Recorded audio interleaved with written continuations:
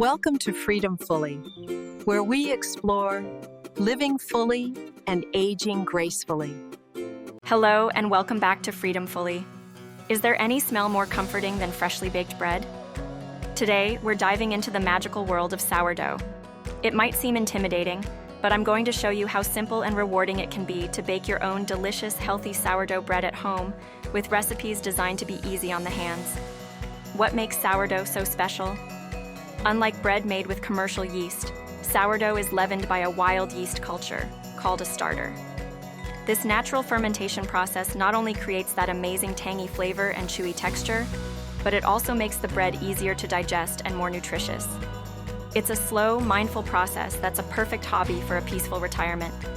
Even pop music personality Taylor Swift enjoys the activity, and she is far from retired, but most likely needs the relaxation herself. Your sourdough journey begins with a starter. It's a living thing that you'll feed and nurture. All you need is flour and water. In a clean jar, mix equal weights of whole wheat flour and water. Cover it loosely and let it sit in a warm spot. Every day, you'll discard a portion of the starter and feed it with fresh flour and water. In about a week, you'll have a bubbly, active starter that's ready to bake with. Now for the fun part, baking.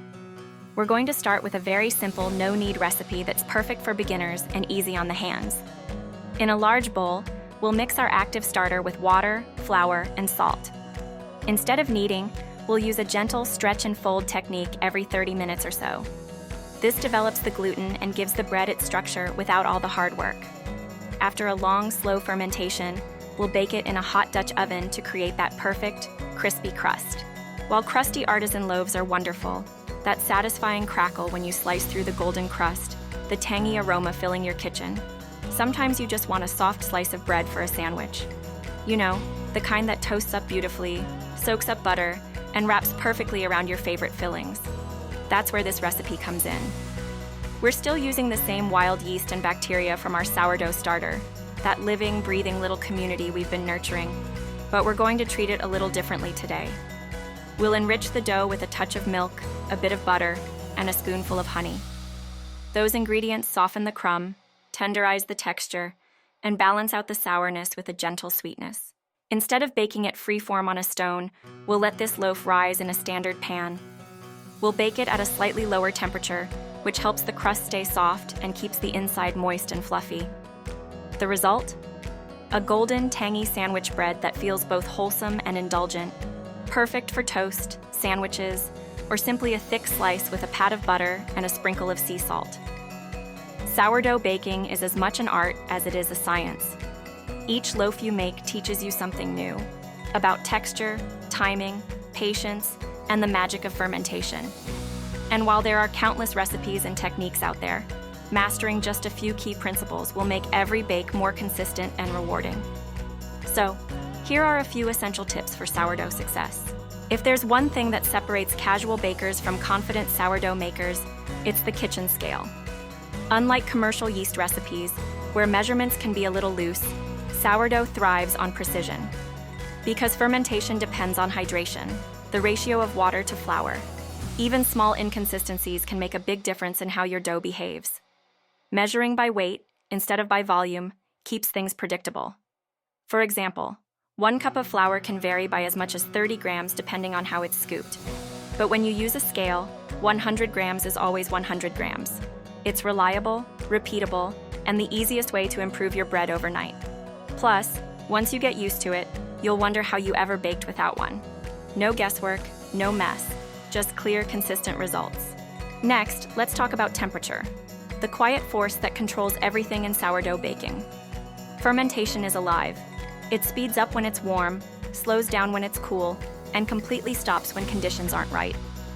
The sweet spot for most sourdough activity is between 75 degrees and 82 degrees, 24 degrees C to 28 degrees. If your kitchen runs cooler, your dough might take much longer to rise, and that's okay. The key is awareness. When it's cold, you can extend fermentation time or tuck your dough into a slightly warmer spot, maybe inside the oven with the light on, or wrapped in a towel near a warm appliance. In hotter weather, shorten your rises, or refrigerate part of the process to keep your dough from overproofing. Learning how temperature shapes your dough is like learning to read its language. Once you start paying attention, You'll notice subtle cues, the way bubbles form, the elasticity of the gluten, the smell of your starter, that tell you exactly when it's ready. Patience might be the hardest skill to develop, especially in a world that prizes speed and instant results. But sourdough will teach you to slow down, in the most rewarding way possible. It's easy to think something's wrong when your dough takes hours longer than expected, or when your starter seems sluggish. But that's just the natural ebb and flow of living fermentation. Instead of rushing the process, lean into it. Feed your starter, walk away, and trust the invisible work happening beneath the surface. Over time, you'll begin to feel more in tune with your bread. You'll start to sense when it's ready to shape, when it's ready to bake, and when it needs a little more time. That kind of intuitive understanding only comes from experience and observation. And once it clicks, baking becomes almost meditative, a partnership between you and the wild yeast that live in your kitchen. This is what simple living tastes like: slow, nourishing, and full of love. There's so much joy in creating food from scratch, in living more intentionally, more sustainably, and more freely. It's not just about bread. It's about slowing down enough to savor the process, to rediscover the rhythm of home life. Are you a sourdough baker? I'd love to hear from you. Share your favorite tips, your starter stories, and your proudest loaves in the comments below. And for more mindful living inspiration, from homesteading and gardening to sustainable cooking, be sure to subscribe to Freedomfully.